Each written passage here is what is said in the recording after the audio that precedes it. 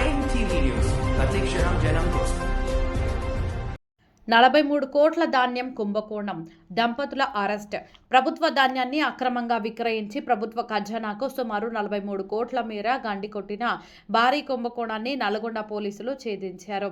ఈ కేసుకు సంబంధించి ప్రధాన నిందితులైన దంపతులను బుధవారం నల్గొండ పోలీసులు అరెస్టు చేశారు. Telangana state civil supplies corporation limited Nalgonda జిల్లా మేనేజర్ ఇచ్చిన ఫిర్యాదుతో ఈ భారీ మోసం వెలుగులోకి వచ్చింది.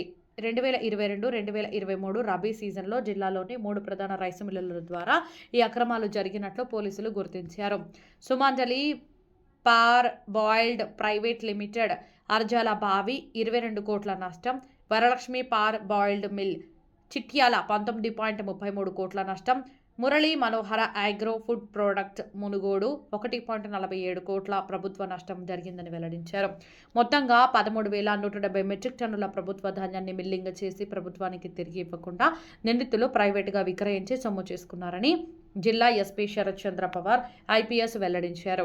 నల్గొండ పట్టణంలోని రవీంద్రనగర్కు చెందిన కందుకూరి మహేందర్ 67 సంవత్సరాలు, అతని భార్య కందుకూరి పద్మ 57 సంవత్సరాలను పోలీసులు అదుపులోకి తీసుకున్నారు. వీరిని దోమలపల్లి గ్రామ శివారులో పట్టుకున్నట్లు ఎస్పీ తెలిపారు. వీరి వద్ద నుండి 1,09,000 నగదుతో పాటు 3 సెల్ ఫోన్లు, ఒక బొలెరో కారు స్వాధీనం చేసుకున్నారు. నేర విధానం: నిందితులు ప్రభుత్వంతో కస్టమ్ మిల్లింగ్ ఒప్పందం కుదుర్చుకొని ఐకేపీ, పిఎస్సిఎస్ కేంద్రాల ద్వారా సేకరించిన ధాన్యాన్ని మిల్లులకు తరలించారు.